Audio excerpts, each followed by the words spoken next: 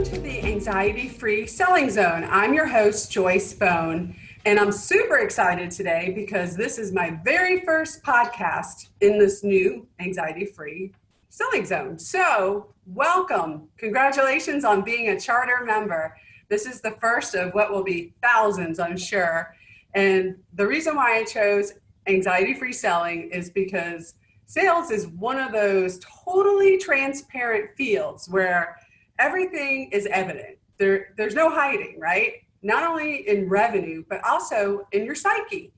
I mean, it is a tough business if you don't know how to manage your mindset. So as Mary Chapin Carpenter sang in one of her songs, some days you're the windshield and some day you're the bug. So my goal with this podcast is to make sure you're the windshield and not the bug. So I'm going to put my glasses on now. So even though I can't really see you, it just makes me feel better knowing I actually can see. So, this is one of the most grittiest careers out there. And I'm going to bring you the best of the best experts first in class, and they'll be giving us great tips and strategies on how to overcome our self-limiting beliefs around selling, how to get beyond ourselves when we have a fear of prospecting. I can't think of anyone that doesn't kind of go, that's not my favorite, because let's face it, it's just the part of the job that we have to do in order to make the cash register ring. So it's super critical. But some people seem to suffer more from having to do it than others. It seems like the phone can weigh 50 pounds for some people, and everything becomes more important when it's that time to pick up the phone and start dialing, like, shuffling your papers. So I'm going to help you get beyond that so you can be a lean, mean selling machine. And the people that it will help are obviously salespeople who eat what they kill. But it's also going to help business owners who have this as a component of their overall job function. And really any person in a relationship, which is pretty much everybody, because we were born, right? We're in a relationship with our mom. You have to learn how to persuade effectively in life in order to achieve your highest levels. So whether you're interested in this because it's your career or you're interested in it to learn how to persuade and get people to kind of see your way of thinking. Hey, welcome everybody. This is a judgment-free zone. So even if you're just curious as to what salespeople talk about, you are welcome here, because I know you have goals that you want to hit in life and you want to have an extraordinary quality of life. I'm gonna show you how to do that. And here's a secret. Like I said, it's all about controlling your mindset and taking control back of your thoughts, because contrary to popular belief, you are actually in control of your mind. It's not whatever comes into your mind you have to believe. That is so far from the truth. It's really about becoming disciplined in proven success formulas. Everything has been done and shown, and it's just a matter of tapping into a role model or somebody that you could follow and kind of emulate, right? So that's my goal, is to be a good role model for you in sales. And you can double, triple, quadruple, and beyond your income if you're willing to do some of the action items that you'll be learning here in this podcast. Because you can be a seeker, you can hear all this information all day long, but if you don't take action, you're never going to get anywhere. Knowledge is not power.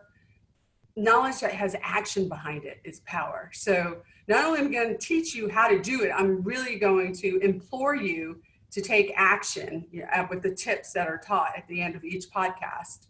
And if you're not sure you believe me, let me kind of give you my story about my background. One day I was standing in Walmart cleaning supply aisle reaching for a bottle of Tide when I was 27. I had been married. I got married at 24 and we had our first child. I stopped working full-time to be a full-time mom, and we had gone from 2 incomes to 1 income. And that was fun for about a few months, trying to, cut corners. That's really not my thing. And so one day I was standing there grabbing a bottle of Tide, and I realized, oh my gosh, I'm going to be over budget if I buy this bottle of Tide. And I thought, this is freaking ridiculous. My son was 18 months at the time. And I thought, if I'm going to be over budget now, what is going to happen when he gets bigger and life gets more expensive, when we need braces or travel baseball or private school or whatever the needs were? And I just kind of teared up in that moment because I thought, this sucks. And I grew up that way where we didn't have money. It was always tension in my house around money. I had a loving family, but things would blow up around money. And so I had a strong distaste, let's just put it that way, towards being broke. And as I stood there in that moment, looking at my son in the cart, kicking his little legs, looking at the freaking bottle of Tide, I became resolute. I wasn't committed. I was resolved to changing that storyline. And I decided to start my own business right there and then in the Walmart cleaning supply aisle. And then I drove home and I was talking to myself in third person, which I know is always when I'm serious, like, Joyce, you're not going to back out. You know, I don't normally go around talking to myself in third person, but only when things are dire and serious. So I get home and I hit my first obstacle because I wanted to start a business, but I didn't know what I wanted to start. I certainly didn't have money to start one. So I just said, you know, I'm going to become the most resourceful person on this planet. I'm going to figure out everything one step at a time. I'm not going to freak out.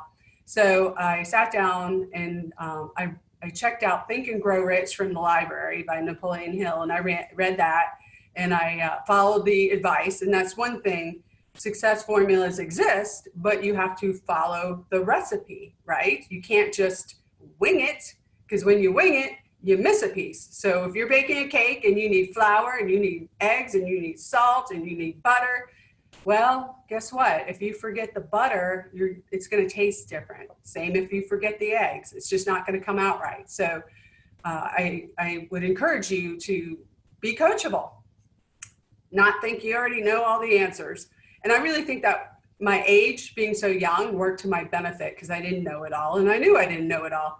So I had seen Tony Robbins on TV talking about his audio cassettes, and I thought, well, he sure does seem to know what he's talking about. So I need those tapes.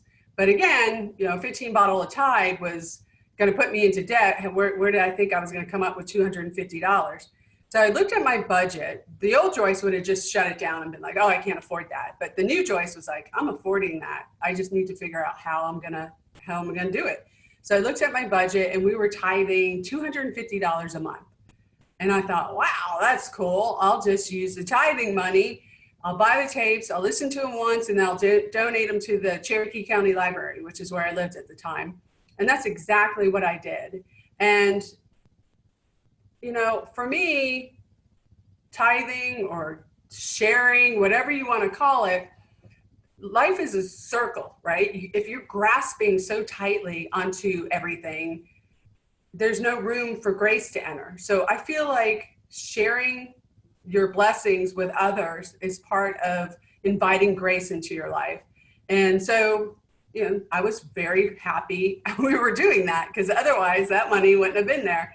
So I followed his advice and I wrote down 3 ideas a day for 10 days. And at the end of 10 days, I had 30 really bad ideas. But I didn't stop. I just kept it at the forefront of my brain, which is something that you're going to need to do as you learn to get over your sales anxiety.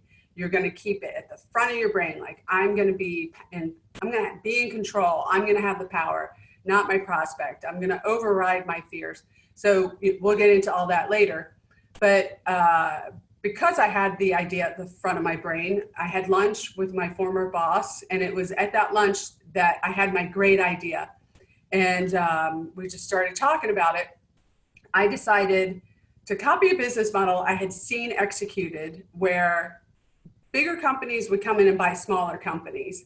And so I didn't have any companies to sell. So I decided I had to be the company that went out and bought the smaller companies.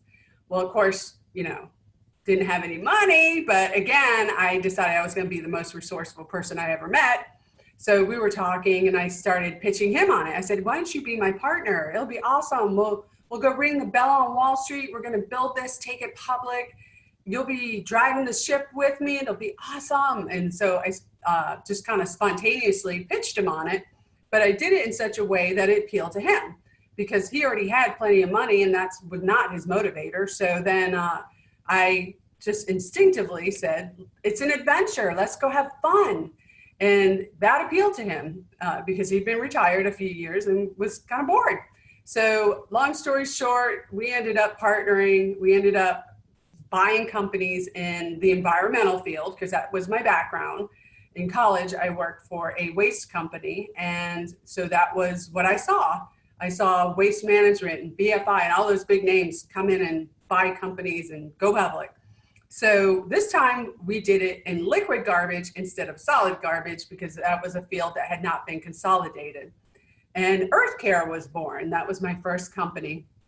So I went from standing in Walmart to being the CEO of this company where I had within 18 months, 50 million in revenue and 350 employees.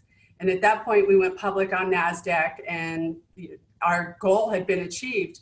We moved the company to Texas. At that point I left because that was one of the deals with my spouse that I said we wouldn't have our son in daycare. So when you have to negotiate with your family, don't let things hold you back. Come to an agreement of terms, right? And that's what we did. But that's the long story short. We built it to 125 million. It was very successful. I cashed out. I hit my goal, hitting 7 figures within 3 years. I actually did it in 2.5 years. Now that's the broad stroke story, but the inside story was full of anxiety, as you can imagine. Here I was, a 27-year-old female in a totally male-dominated field. Everybody was like, who the heck are you? And I had to persuade every single day, from the people I was trying to buy their companies, to my employees, to taking me seriously, to lawyers. I remember I called a lawyer to get some advice about my business. And he started talking to me. I told him the plans, and he started laughing in my face and really irritated me. And he was like, what did you do before this? You were a stay-at-home mom. Okay. And what was your degree in? I was like, communications and marketing. He's like, yeah, right. That's going to happen. And he laughed. And so I used that as the soundtrack of anytime I felt like I wanted to quit or it was hard, I just listened to him laughing in my brain. And that's all I needed. And it would spur me on like rocket fuel. And then when I bought my first business, I walk in the door and the very first employee I encounter asked me if I was new there. And I said, yeah, I am. And, I was anxious because I had to introduce myself and take over. They had no idea this was happening. So the old owner pulled everybody together and introduced me as the new boss. Well, before that happened, when I walked in, are you new here? I said, yes, I am. He said, well, great. We've been needing help for a long time. Could you make me 50 copies of this? He thought I was the new secretary. And so I just kind of laughed in my head. And I thought, well, this is a culture building moment. And I said, well, I'll be happy to help you. Where's the copier? And I made him the copies, gave it to him. And when the old boss introduced me, I come walking out and I'm like, that's right. It's me. I'm your boss. And, his eyes were like, oh, he was freaked out, of course. But anyhow, so those are the kind of obstacles I was having to overcome all the time. Trying to think of any other good ones to share with you. Oh, this was the worst one. I had to stand up in front of a group of 50 men where I was pitching my business in what's called a private placement memorandum. And of course, I had no idea what that was when we started, but that is basically where you raise money from rich people. And only rich people can qualify to invest because there are thresholds they have to meet because of the risk involved. So all these men flew in to the Peachtree DeKalb Airport, and I had to stand up in front of them and give them the pitch on my business. Well, I had never spoken in public before. I certainly had never given the financials of our budding company before. And I was so out of my comfort zone. I literally started to hyperventilate and see stars. And my anxiety was through the roof. I'll tell you that much. But I managed to pull it together because I had to, right? When you have to do something, when your back's against the wall, when you've burned your ships, you're going to get out there and you're going to perform. And that's where we're going to get you as a salesperson. We're going to get you so fired up, so ready to kill whatever needs doing that you're just going to run right over it. It's not going to be a problem. So I get up there. I don't even remember what I said. It was just like, bloop. It's like, I have no memory of it. I've blacked it out, and no, I wasn't drinking. And so I did it and managed to raise the money, and all's well that ends well. But I'm telling you, I know anxiety. I still know anxiety. I'm in real estate now, right? So I sell houses and commercial buildings and things like that. So I have to deal with a lot of different personalities. And let me tell you, when you're dealing with people who aren't used to dealing with big numbers, and this is the biggest purchase, the biggest sale, the biggest deal of their life, things can get really anxiety ridden for them. And my job is to help them through that, as well as for me when they flip out and decide they don't want to do the deal, or any other number of reasons that can happen. So I deal with anxiety on a daily basis. And so I want to master the content and the topic, and I'm going to do that here with you. So let me give you some tips. You need to stop believing the stories that you're telling yourself. Like, I remember attending a sales training, and one of the people stood up and said, I hate making cold calls because when people call me, I hang up on them. And she had a belief that people do not want to hear from her. Well, guess what? Not everybody minds getting phone calls.